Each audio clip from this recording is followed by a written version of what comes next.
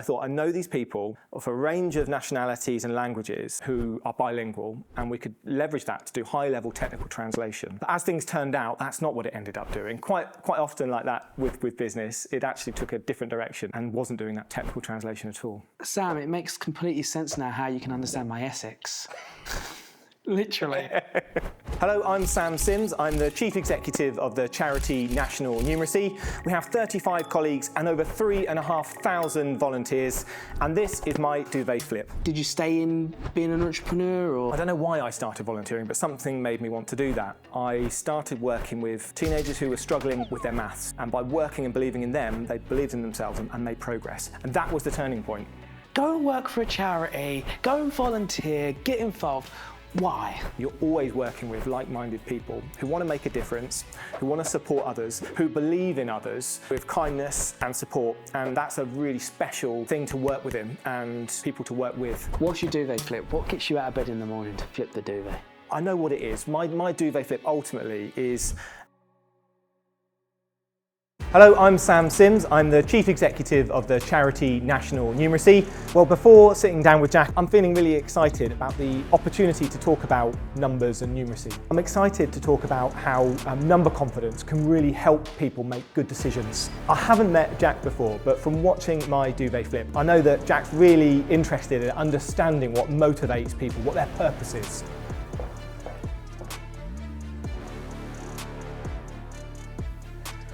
Hi Jack, are you ready to have a natter about numbers? So welcome to my duvet flip, Sam. How are we? I'm very well indeed. Thanks so much for having me, Jack. I can't wait to hear about your career journey. I know you've been in several different industries, and I'm so fascinated and excited to hear about what you do today as well, because what you do is so important. But let's go back down memory lane a little bit. First job, what did it teach you about life? Tell me a little bit about your first job. Well, I've had, when I think right back, I had quite a few kind of part-time jobs when I was really young, sort of 15, 16, 17, a real range. I worked in bike shops, building bikes. I worked at McDonald's for a really good period of time, part-time as I was at college, of all sorts of places. I took something from every single one of those jobs. I learned something and got something from that. Sometimes it were things that I really liked, sometimes it were things I wanted to avoid in the future, often in the relationships with people and managers, for example. But my first proper full-time job was working in a call centre, customer call centre, which was amazing because I had finished college and I suddenly had I met all these new people, and I was speaking to the public, to people, to customers all the time, and I was learning very, very quickly. Wow. And what is your advice to anyone who's kind of going into a call centre for the first time, or going to have a lot of people around them? Like, what's your advice to people? I think it can be quite intimidating. I still find this now. I still find it today quite intimidating, going into a room full of strangers or an event where you're going into a big room, you don't know anyone, and there's no escape often, or you feel like there's no escape. And that used to really intimidate me. I used to either back away from it, I used to try to avoid it as much as possible, or I would overcompensate and end up not being myself, being inauthentic. But what I have been able to develop over time is to get more confident and comfortable doing that, is trying to turn that around a bit and instead thinking about, what can I get from this? How can I enjoy this? If I go in with curiosity, a willingness to ask questions and really listen, then I'm going to learn something, meet some interesting people. And that's developed over time. But back when I was at sort of 17, 18, meeting all these colleagues, I felt so intimidated. But what I learned very quickly was that people were kind, willing to help, had so many interests themselves, and was a great team, and that I soon felt part of. And most of that is in your own head, right? Yeah. Because I get it all the time. Yeah. Whether I'm going up on stage, whether I'm meeting someone for the first time, the imposter syndrome comes in. Yeah. This self-doubt comes in your head, and actually, when you just do it, it just gives you just go for it, right? Don't you? Yeah, I think so. I think because I found this hard, I think that my partner says to me that I'm a kind of an introvert masquerading as an extrovert. And I think that's kind of spot on. But what I try and remember is, when I do have great interactions and I meet someone who I find really interesting, we'll stay in touch. I think actually that's someone that can, I can learn something from, or, there's a good opportunity to collaborate there. I remember those moments. I try and think about, as I come out of that situation, how that felt, what difference that's made to me, and that's what I hang on to. So the next time I go in thinking about that experience from the last time. I love that. You touch on a really important point there in terms of networking and having a good network around you, meeting those people and going, oh, actually, I can learn from them. How can I collaborate with them? How can I become a better individual by being around them? Yeah. How important is networking? Because when you're young, you're like, oh, networking. And even when you're a bit older, you're like, oh, do I do networking? Is networking important? Yeah. How do you build a network? Yeah. And what's your kind of secret sauce when it comes to networking? Yeah. Well, I think firstly, is it important? When I think about some of the knottiest, most difficult problems I've had in my career so far, problems that I can't solve on my own, sometimes even problems that I can't solve with the immediate people around me. I need some expertise that we don't have in the organisation, or a perspective that I need to get from someone completely detached from it. It's my network that I go to. I became a chief operating officer, responsible for things like technology, IT, for facilities, for recruitment, areas, legal, finance, all these areas. I knew a bit about everything, but I wasn't an expert in most of those areas. And what helped me really grow into that role was drawing on my network. People I've met over the years who I know, look, that's someone who I've observed create a fantastic culture in an organisation. Well, how did they go about that? Here's someone who really transformed the way we use technology in the organisation. How do we go about that? And I would draw on that. So it's probably the single most valuable tool that I have professionally is my network. And in the same way, I'm always very, very keen to share what I've learned with others. So when somebody's kind of in a similar sort of situations where they think of me, I'll always give some time to help them for the same reason. But it is hard. It is really, really hard. And I don't think that much of that network obviously comes from a one-off meeting. Sometimes it does, but it kind of develops over time. You build trust once you get to start to know someone. But I think the best thing I learned about networking was that rather than going into an event or an opportunity or an engagement where you're going to meet people without going in with a preconceived idea of what you want to get, necessarily what you're going to get from it. And I know that sounds perhaps counterintuitive, but if you go in thinking, I'm going to make this contact so I can, build a partnership with them, it can sometimes get in the way of being able to listen properly. And because you're thinking 2 or 3 steps ahead, you're thinking about where the conversation is going rather than actually being able to listen and respond. And of course, we want to steer that in some way. Quite hard to steer it in quite a long distance in one first conversation. So I sort of, initially would go into networking thinking, right, I've got to have a conversation that results in this fantastic partnership or contact that's going to make a real difference to me. I soon realised that wasn't what was going to happen. I was going to meet someone, find something interesting out about them, see where it really fit with me and what I was doing, and that was someone that I could then get to know a little bit better, and down the line, that's where the value has come in.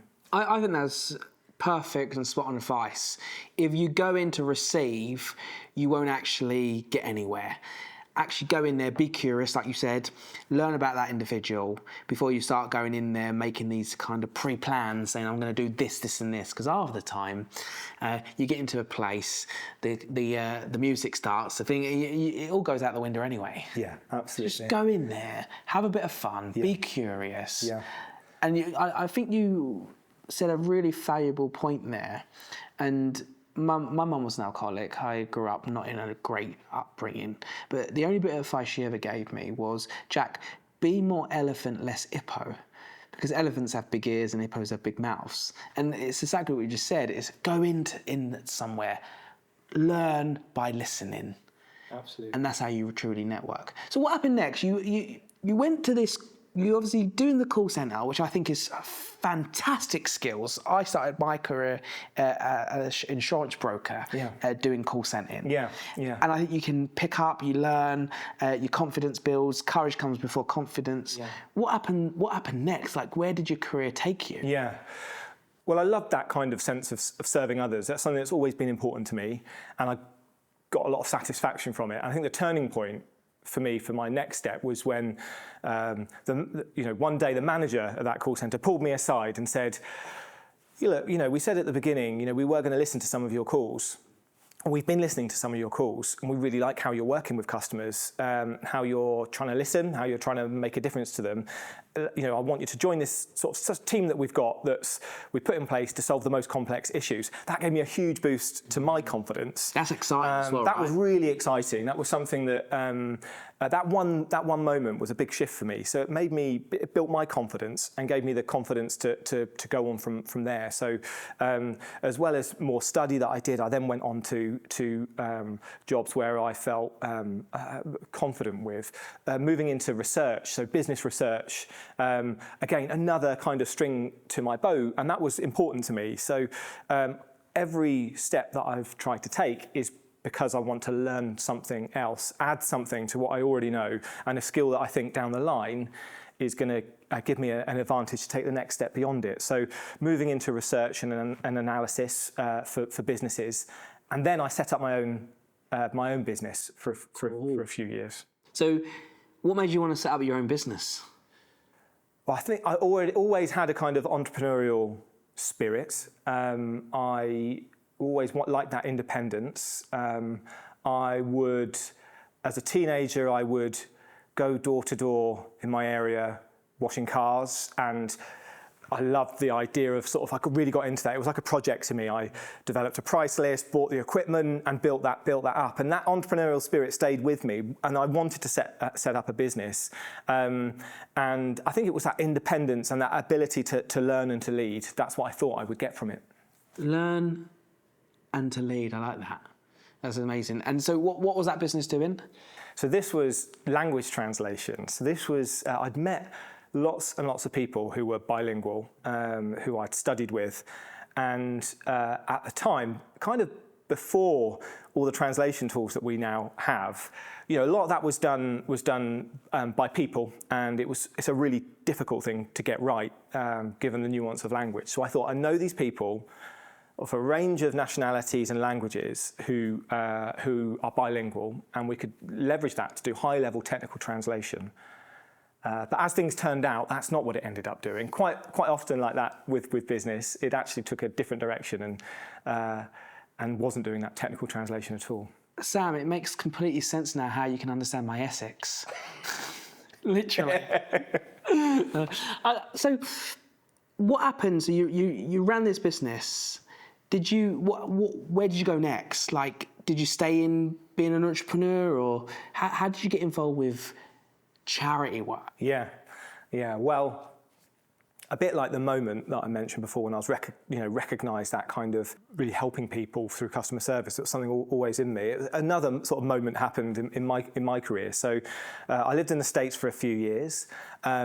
My business really wasn't working. It was really, really difficult. I learned an awful lot from it, but it really wasn't working. So I started working. I took a job in the US, working for a university, which was again another fantastic experience. And whilst working there, I started volunteering. I don't know why I started volunteering, but something made me want to do that. I started working with teenagers in an area, a really low-income area, teenagers who were struggling with their maths in school. And volunteers would go in through a local charity, and work with those teenagers on helping them to build their confidence with numbers. And I can remember, so clearly, a moment when I was working with a young person. We were working on long multiplication, and I could tell that they had all the tools to do this. They just lacked the confidence to put it together. So I knew, I could feel this as I was working with them, that they were capable of this, but were really, really struggling. And just by helping to boost their confidence, they put those tools together. They started to be able to do this long multiplication. And I'll never forget, they sort of realised that, hang on, I can do this with thousands and millions and billions and trillions. And they shocked themselves with how good they were. They started to believe that they could improve when they didn't feel that they could beforehand. And that was something that I loved. I loved that experience of working with someone who didn't really believe in themselves. But through some support and kindness, and it wasn't really the technical skills they needed. It was the confidence to be able to tackle a problem. And by working and believing in them, they believed in themselves and made progress. And that was the turning point. I love that, and I personally love impact as well. I can see it lighting up in your face, where you can see someone who needs help, you give them the coaching, the kindness and the confidence, and then they become superstars, right? Yeah. And that's absolutely something that's motivated me ever since. It took me quite a long time to find that. So that was kind of in my mid-20s. But it was something that's really defined the rest of my career. Exactly as you said, helping people to fulfill their potential, to believe in themselves, to find the confidence to do that. And I find what I'm really excited about is working towards a cause that helps individuals in that way. People who have often been written off, or have written themselves off because they've been written off by others, but to be able to realise that they can achieve, they can change, they can develop and grow and fulfil their potential. And in doing that, that opens up all sorts of opportunities. That helps them, all of those people, but it also helps every single one of us, because that makes a big, big contribution overall to society, and makes us stronger as a result, as a community. Absolutely, and it's all about how you help one, and then that helps two, and then it's just a knock-on effect, right? Absolutely. And I'm all about long life learning as well, because then they can pass it on to other people. So, with our partner, Compare the Market, we ask 2 money questions because we want to inspire the next generation when it comes to money. So the first one, what is your biggest money regret and why, Sam? I think my biggest money regret was in my 20s, using credit cards to kind of fund a lot of my life. And as I've since learned, credit cards can be really, really useful, particularly over a short period of time. But when they're used, over a longer period of time with with larger interest rates, it's quite easy to sort of spiral into more debt. And I had a period where that's what I was relying on, really, on my day-to-day life. So I was living above the means that I had for a prolonged period of time. And that now I realise just quite how much I paid more than I should have and needed to. That's a regret that I have when it comes to managing my money. So credit cards can be useful, but don't let it go into the debt side. Yeah, they're those when they're used over a prolonged period of time to sort of fund you to be above your means. That's, I think, for me, that's when I found it was something that wasn't working for me and wasn't a good way of using what was, relative to other forms of credit, that was quite an expensive way to operate. And your Simple's money tips to your 18-year-old self? My Simple's money tip would be really, I wish I could go back and give myself this tip, because I think a single tip can make such a difference, which is that whenever you feel under pressure to make a decision with your money, whenever you feel rushed, whenever you feel like pressure is being put on you, to stop, to step back, to take a moment, and to work through it in your own time before you make a decision. I think all the bad decisions I've ever made with my money, they're often because I've been put under pressure, or I've felt intimidated, or I felt like I've had to move with something from what others have said. So take a step back, think it through, work it out. I'm going to use that. I love that.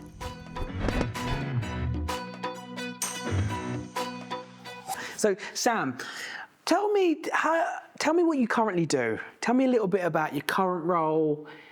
Like, what does the charity do? Like, tell me a little bit about the role that you do now. Yeah, so I'm the Chief Executive of National Numeracy. We're a national charity, and what we're all about is helping people feel confident in using numbers and maths in their daily lives. So, put simply, that's using numbers and maths to make good decisions, to solve problems, whether that comes to getting into work, getting on at work, whether it's about managing your money and making it and feeling confident and comfortable in doing so. We're all about helping people who might have had a bad experience with numbers and maths, often at school, feel more confident, feel that they can get on top of this and they can use numbers and maths to help them in their lives.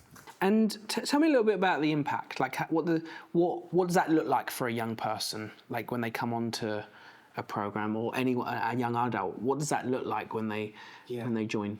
Well, often we're working with young people and with adults of all ages who have had a bad experience, and what's happened to them is, as a result of not getting along with maths, they've avoided it at all costs. And that's perfectly understandable. When you've had a negative experience, there's maybe some trauma with that involved there. So whether it comes to being put on the spot, whether it comes to even engaging with your own personal finances, for example, and working through it and solving problems and working out what the best product, often the people we work with can have a real fear or even anxiety around engaging with that in the first place.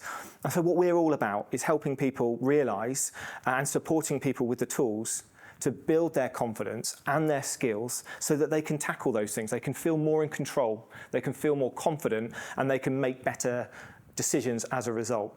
And we know that when it comes to work, we know that a third of adults and more than half of younger adults would be put off from applying for a job if it said that numeracy or maths was part of it in the job specification.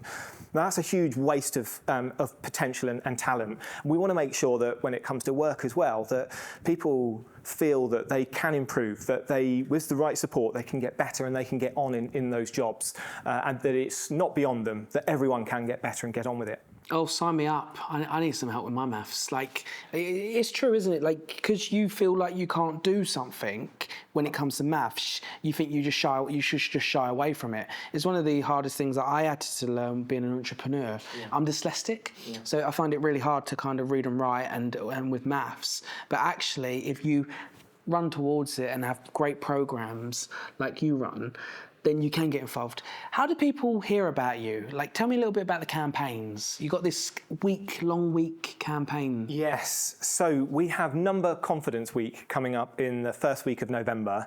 And it is really all about that. It's about helping people to build the confidence so they can run towards something rather than running away from it. So we provide the support and tools and resources for people to take small steps to build their confidence with numbers. And the particular focus for this year's Number Confidence Week, it's an annual campaign, but the focus is about money matters. It's about how number confidence can really help you with your financial confidence and making good, informed decisions when it comes to your money. Wow, amazing. And as you probably can see, we've got some friends on this set with us in the backgrounds, and little one over there. We're both partners with Compare the Market, a brilliant organisation making a difference when it comes to helping young people with their money. How does the partnership work with you guys and Compare the Market? How's that come about? What does that mean? Yeah. I'd love to hear a little bit more. Yeah, well, I think firstly, it's a partnership made in heaven for a number of reasons. But the most important reason I think I feel that way about it is because partnerships, they work well when your visions really align. What you want to achieve ultimately, is totally compatible, is totally supportive of each other. Now, they might differ a little bit in terms of their overall aim and how you go about it. But if those things work together and support each other, they can work incredibly well. And that's exactly how the partnership between National Numeracy and Compare the Market works. We're both ultimately about helping people make really good decisions and being confident in being able to do so. And a crucial part of how we work at National Numeracy is it's not just about the numbers and the maths. It's about the outcome. It's about how being more confident with those things can help you in your life. Because otherwise, what's the point? There's no point in itself in just being confident with numbers. It's so it can really add value to your life. And being able to feel confident enough with numbers to engage with your finances, to be able to look discerningly between different deals, different information about your finances and what could help you. That's really why we want people to be able to feel confident with numbers. That's how it can help and add value to your lives. It's the outcome we're after. So that's why I think the partnership works so well. Ultimately, we're about helping people make good financial decisions, and that's why we're working together. We're working together to support thousands more people across the country feel that way. So the partnership's going to help like thousands of people? Absolutely, yeah. Our work now is right across the UK, and our partnership spans the UK as well. So helping people to take those first steps to building their confidence and using that confidence that they find with numbers to then start to engage and to make better financial decisions. And why is it important for organisations like Compare the Market to step forward and partner with fantastic charities like you? There's so many sort of different reasons and benefits of doing that. Compare the Market have a fantastic brand and reach into so many people across the country. So their commitment, they're setting the example of saying, look, this is an important issue. Building confidence with numbers is going to help you with your confidence in making financial decisions. And this is important. So here's a way that we're going to work with a charity to even extend our impact even further. So that's why it can be so important. But as well as setting that example to consumers across the country, to us, to all of us as people using services, they also get involved through their staff across the country as well. I said at the beginning, we have 3,500 volunteers delivering our work across the country along with our team. Isn't that empowering? That really is, and it makes a real impact. And so having colleagues at Compare the Market get involved, take a leadership role as well, and really set an example to others, working with young people and with adults to show how this can help people in their lives. That's what this partnership's all about. And that is where it all started for you to get involved with charity work in terms of volunteering, right? Yeah. You said earlier in the conversation you didn't know what came into your head to want to volunteer, but you just gave it a go and you've never looked back. Yeah, I think volunteering can be so powerful in that way.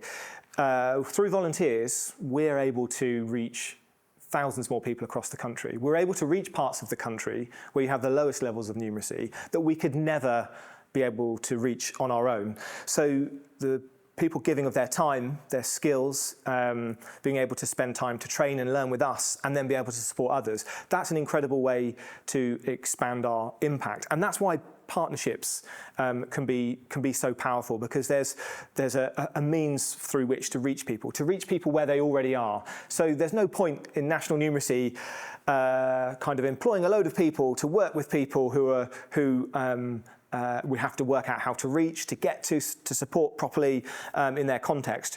Instead, what we need is people locally who understand the local context, understand the challenges people face, who are working already with those people, that can get involved. And that's a way that we partner with other organisations to extend that. I call it community sense. Absolutely. Having people locally on the ground making a difference, right? Yeah, they know that community best, and so therefore supporting them to help others to improve their numeracy, that's what really makes a difference. You wake up every day as the CEO of the charity. Why should others join the third sector and the charity sector? Like, why should anyone who's tuning in should be like, go and work for a charity, go and volunteer, get involved? Why? I think we talk a lot about the importance of having purpose and how you find purpose, and how you can, by supporting others, can help you and others find that purpose. We're not in the charity sector, in the non-profit sector. This is something we do really, really well at. People work in the sector because they want to help, support, and help others fulfil their potential, or support them in some way to add value to their lives. Ultimately, that's really, it's very rare for me to meet. I couldn't tell you anyone that I've met in the charity sector that ultimately that's not the reason why they're there. That's what they're motivated by, supporting others. And that means that you are often you're always working with like-minded people who want to make a difference, who want to support others, who believe in others, who do that with kindness and support. And that's a really special thing to work within, and to people to work with. I can feel it. I can feel it, Sam. I can feel it. What would you say is one like work-life lesson that someone shared with you that has stuck with you and has become kind of part of your principles? I think something that has been shown to me and sticks with me is really looking at other people's strengths, understanding people's strengths, being interested in people's strengths, and the power of providing feedback that really gives specific positive feedback of what people are doing and how people are working. It's something that took me a long time to understand, and then even longer to sort of start to get good at. I found myself often, looking at different people that were my managers, or people that leaders that I looked towards, and sort of trying to take how they interacted with other people. And something I consistently come through was being able to recognise when people are bringing about change, when they are taking responsibility, and that sense of taking responsibility. So in every single situation, maybe not being the person that's going to be the one that solves it, but always thinking with every problem, what role can I play in solving it? What bit can I do? Is there something I can do to change that? That, I think, is something I've learned from others, which I take forward with me. Yeah, that's fantastic, Lauren. Are you ready for my final question? Jack, yes, I'm ready for your final question. What's your duvet flip? What gets you out of bed in the morning to flip the duvet?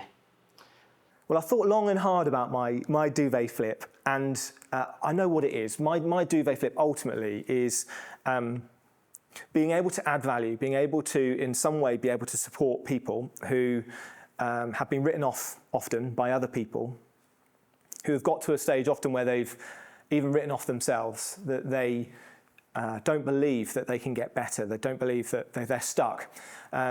Playing a role with an organisation as an individual that helps people see that however they feel, however stuck they feel, there is an opportunity, and with the right support, they can experience success, they can start to build on that success, build their confidence, and start to really fulfil their potential. And it's that gets me out of bed. It's that's my duvet flip. That's not just a duvet flip, that's a double flip. And I just want to say thank you for joining us on the show, for everything you do, helping people with confidence when it comes to numbers and their money. And thanks for sharing a little bit about the fantastic partnership that you've got with Compare the Market, because they are a brilliant organisation. We love working with them. I can see you love working with them. I just want to say thank you for giving your time, your energy, your wisdom to come and share a little bit about your journey and the work you do. It's been a pleasure, Jack. Thank you.